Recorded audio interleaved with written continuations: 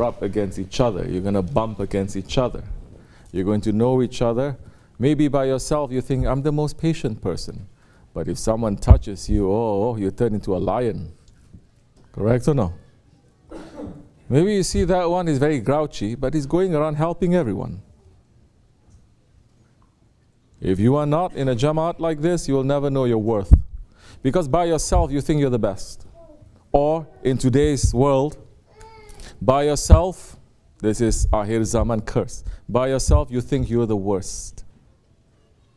Not for the sake of Allah, you're the worst for the sake of the dunya. That's the time, just by sitting by yourself, you fall into a depression, you'll kill yourself. Nothing is happening, you have everything. But just to think, because the worth is not Allah, the worth is the dunya, you feel so low, dunya poke you a little bit, you say, I need to kill myself.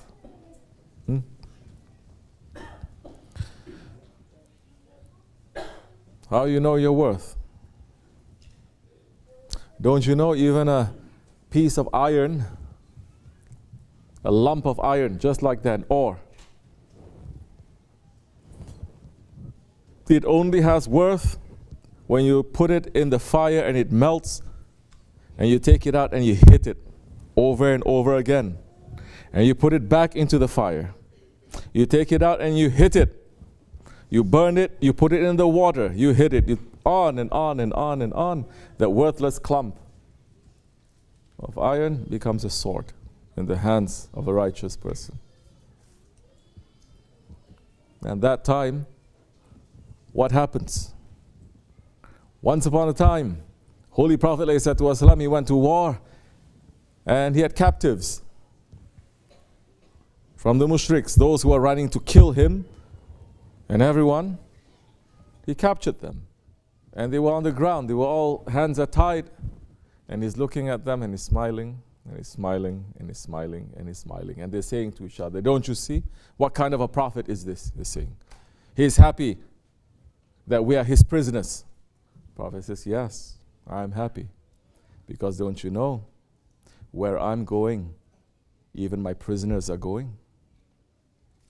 You understanding that?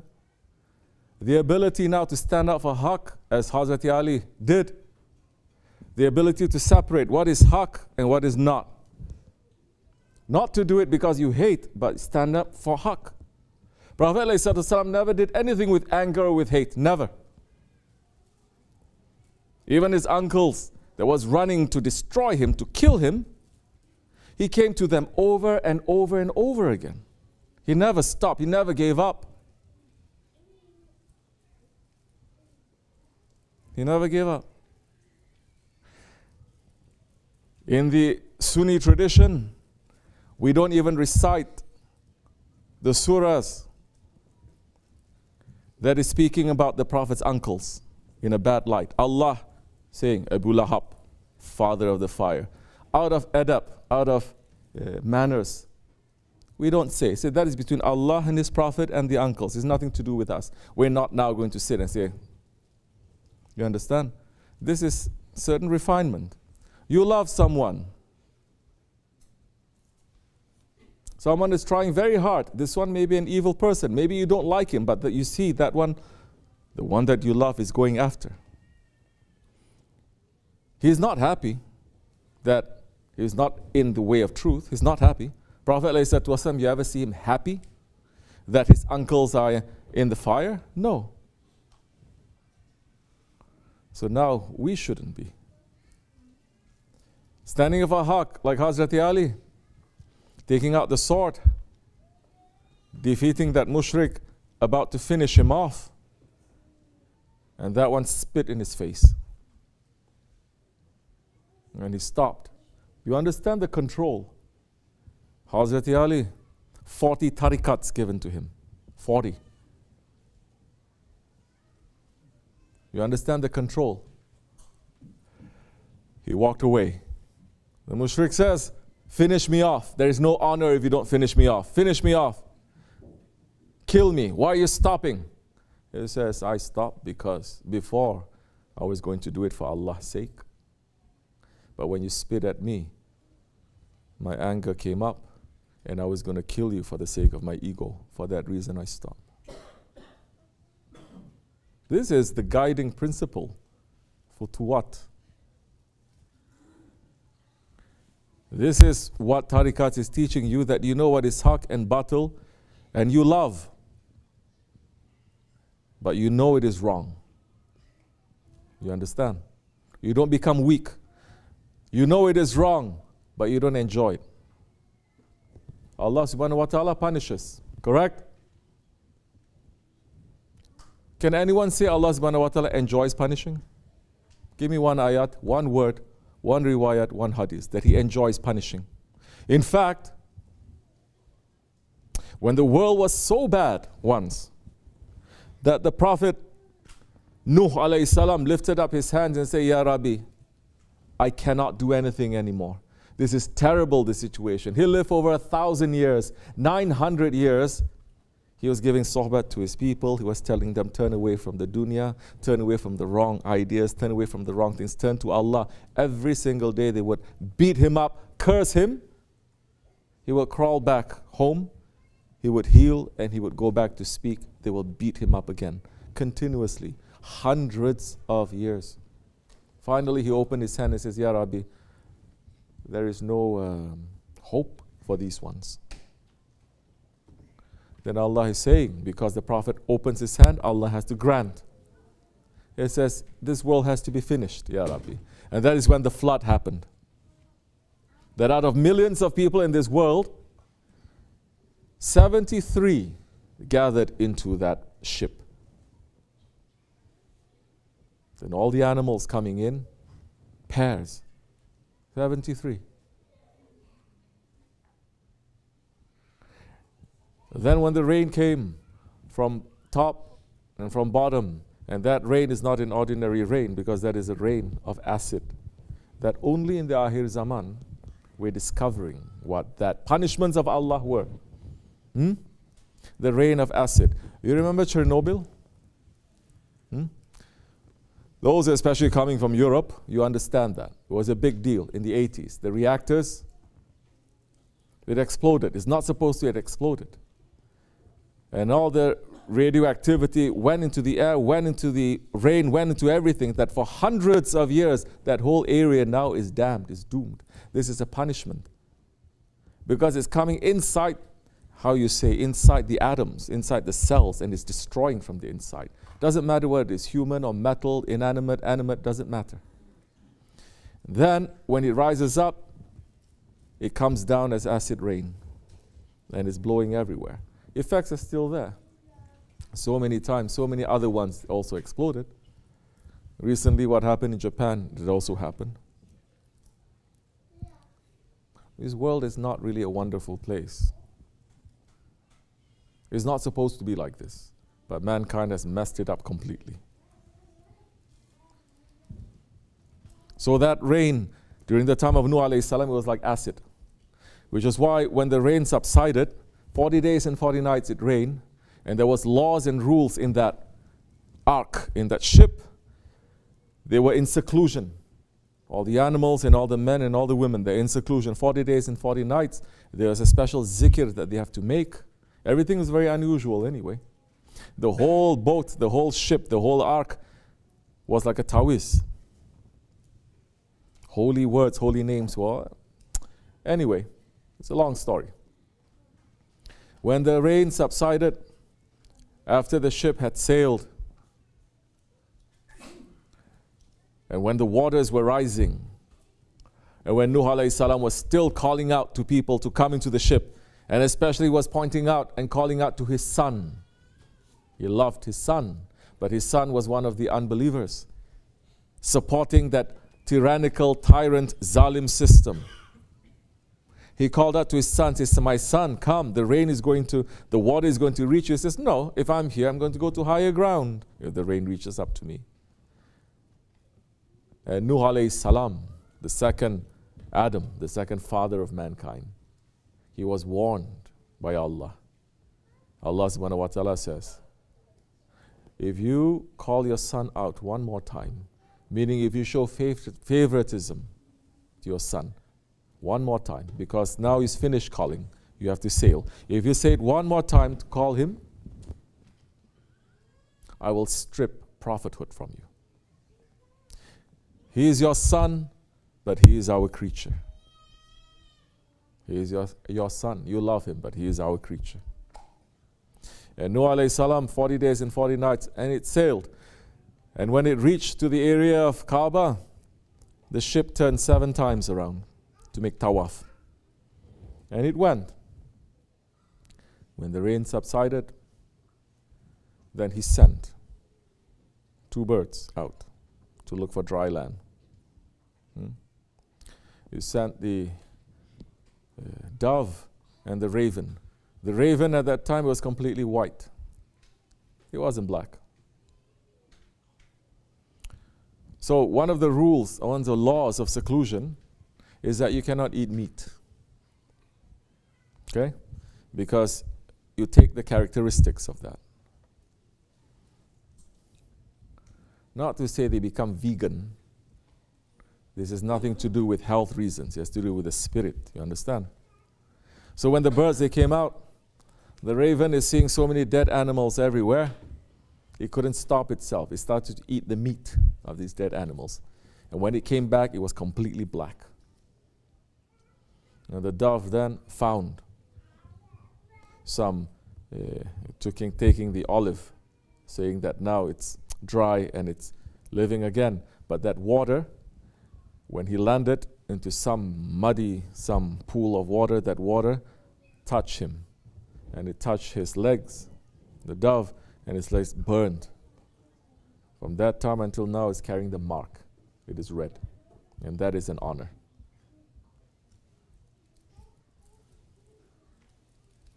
So that prophet warned. And that prophet saying, I cannot do anything anymore to these ones. Why am I telling this story? Why? What was I saying before I entered this? Huh? Allah, He doesn't enjoy punishing. But He sent that punishment. The whole world now was punished.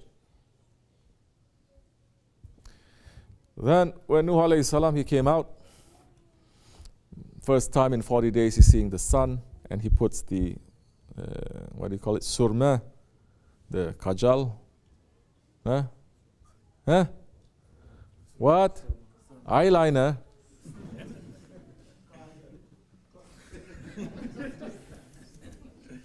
He's putting that there because it helps for the glare of the sun.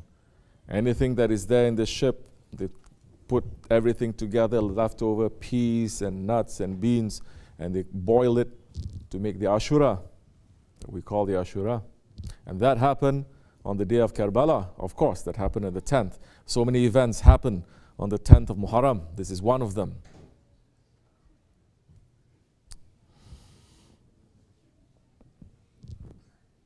When he came out, speaking to Allah subhanahu wa ta'ala, and Allah subhanahu wa ta'ala saying, Ya Nuh,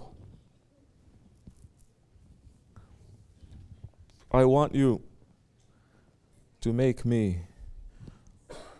40 clay jars for me.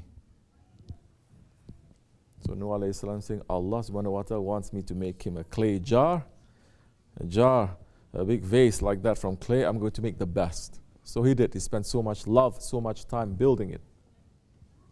Making it, when he was finished, presenting it to Allah subhanahu wa ta'ala, and Allah subhanahu wa ta'ala is saying, now Nuh, break all of them. Nuh alayhi salam understood. He broke all of them. And Allah is saying, you feel pain in your heart, Ya Nuh, because you made that clay jar that has no life, but you put so much love in it, and it breaks your heart to break it. Do you think I have no heart, that I'm not feeling sad because I had to destroy humanity? And Nuh alayhi salam started crying and weeping, and some saying that his name Nuh is coming from that because of the sound that he was making. So, Allah doesn't like to punish. Allah subhanahu wa ta'ala is finding every reason, every excuse to forgive us. Every day, every ayat, every hadith, every holy day, holy night, saying special forgiveness, especially for this nation. Earlier nations, Bani Israel, they only have one day to ask for forgiveness. One day.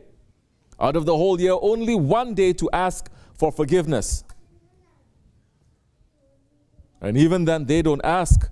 They have to ask those ones who are in high spirituality to ask for them. They cannot even approach to Allah, cannot ask Him directly.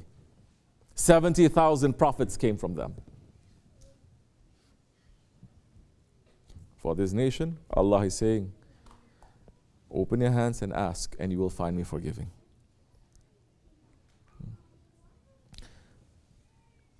As the awliya are saying, there is no fire in hell.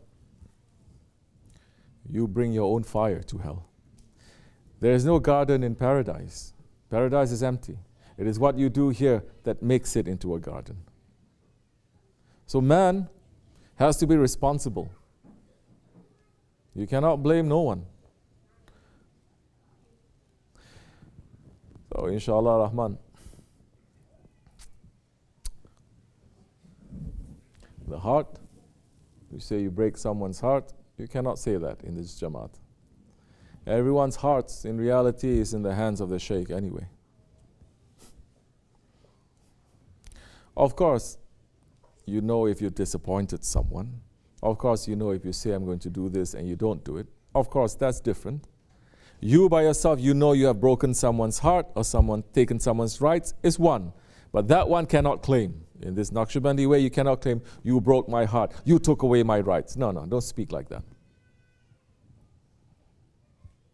You may claim, I have taken someone's right, I have broken, but you cannot claim this one broke my heart. You understand? If you think you have done that, you do something wrong, run to do something right.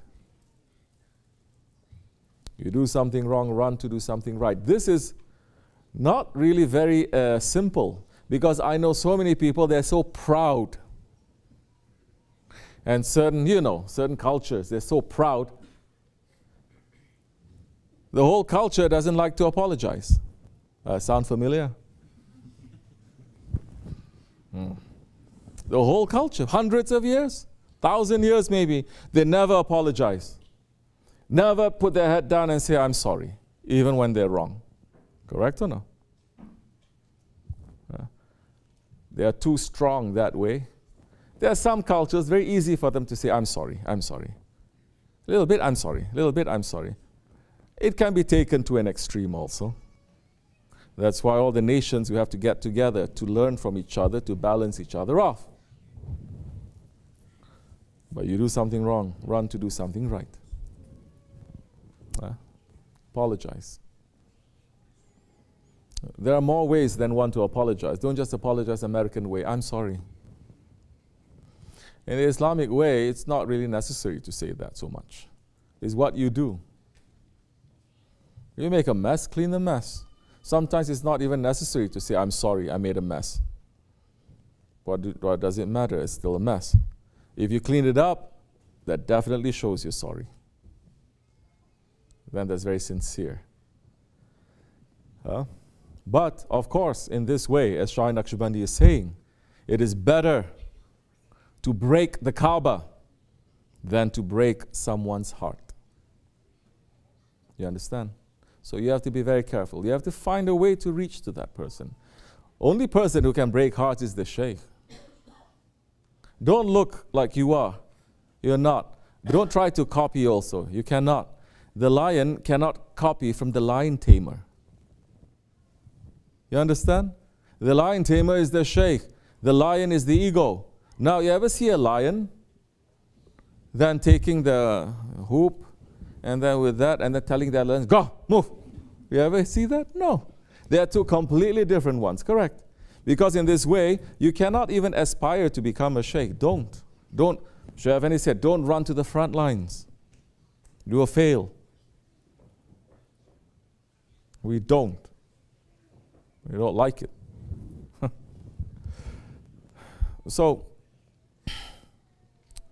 The Shaykh can do that. But he knows what to do. You holding the knife and a surgeon holding the knife is completely different. Butcher holding the knife and the surgeon holding the scalpel is completely different. It's not the same now.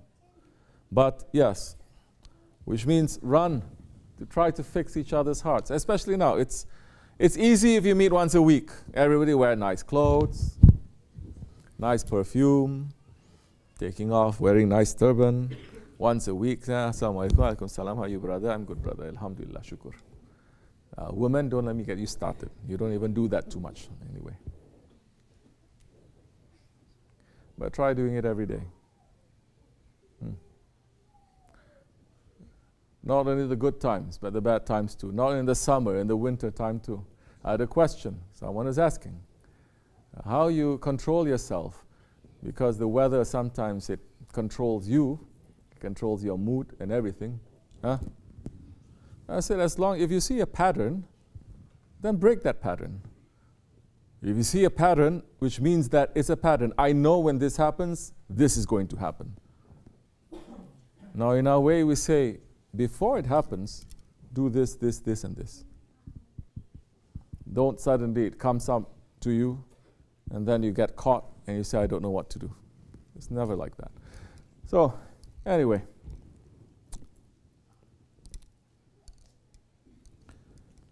A family means it goes up and down. Family means you're stuck. Good. A family means that it's not all nice. Sometimes it's not so nice. But you have hope, and every day is a new day. You don't give up. You cannot give up. It is a matter of honor. This kind of family that we're building are the ones that the Holy Prophet ﷺ is saying, I cannot wait to see my brothers. And the companion saying, are we not your brothers? He says, no, you are my companions. Those brothers that I'm talking about, meaning brothers and sisters, don't now say, oh, how about sisters? Me too. How about sisters? Huh? It says, those are the ones that they have no connection to each other. By family, by blood, by race, by today, socio-economic brackets, let's say, income, but you're coming together and you don't even really like each other, but you love each other for the sake of Allah. It says, those ones, they will be raised on Judgment Day on pillars of light that even the prophets, they're going to look and they're going to admire. You understand the prophets going to look and they're going to admire? Those are the gharib, strangers. They're not relying on their family. They have no family. Some, I know some people, some yurids too, okay, they come here, but anytime something happens, I have a nice, big, happy family. I have my grandfather, grandmother, whole system there. There's always plan B, if it doesn't work out. Not the same. So, every time your heart is broken in this way, it is for a reason. Every time your heart is broken, it is to understand and to feel more what Allah and His Prophet feels. Why? Because they feel more than those broken-hearted ones. And then they can pull to help. If your heart is not broken, you cannot feel what that one is feeling. And you don't care. Even if you help, it's not the same. You understand? You stop caring. You can cut a check, you can give them something, but it's more. That's why the Prophet ﷺ is saying, even a smile is charity. Because for some people, they don't need money, they need a smile. Correct or not? Especially in this country, because everyone has, like this or like that. But they just need a smile, meaning a friend, meaning someone there who knows what he's doing for your sake, for Allah's sake, and who's able to just help you. They have no friends in this country.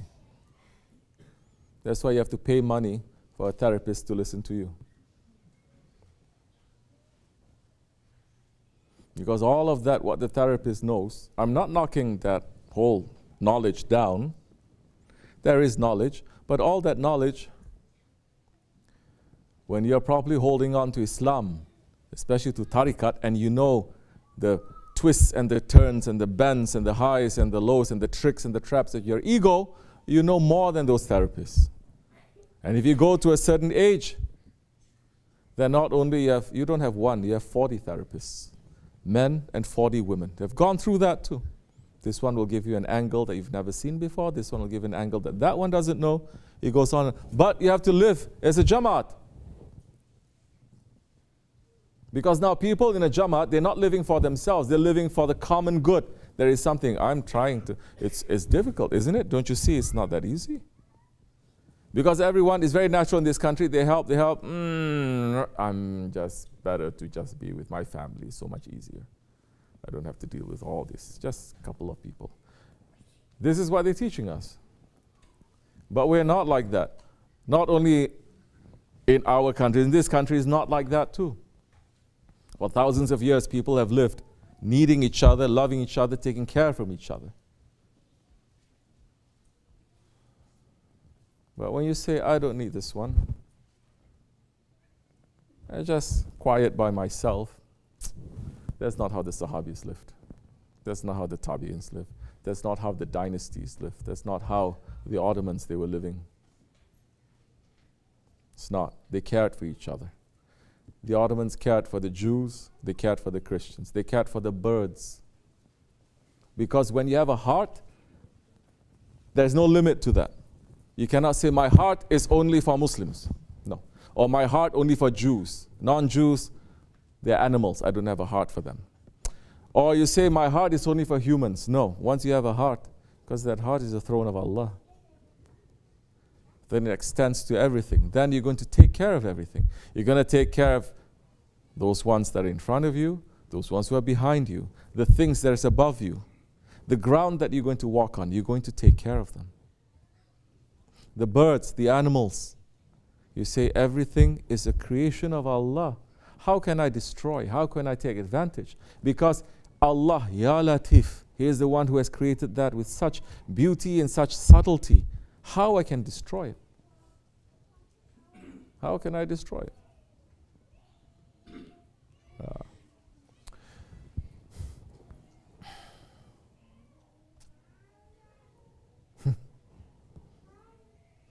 Where are you going to hear this kind of talk anywhere? On a Mawlid? I'm asking you. It's coming from our Shaykh.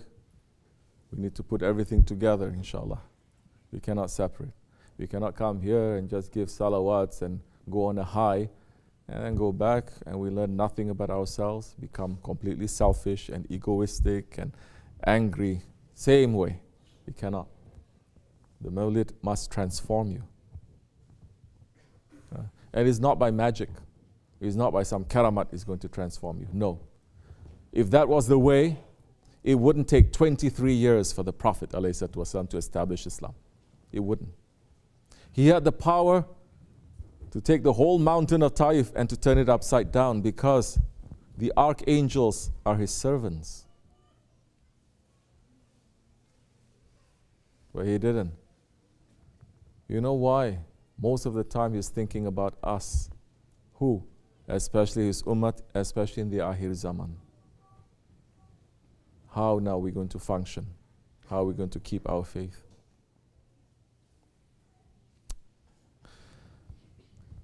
Oh, anyway, this much is enough. وَمِنَ اللَّهُ تَوْفِيقَ الْفَاتِحَةِ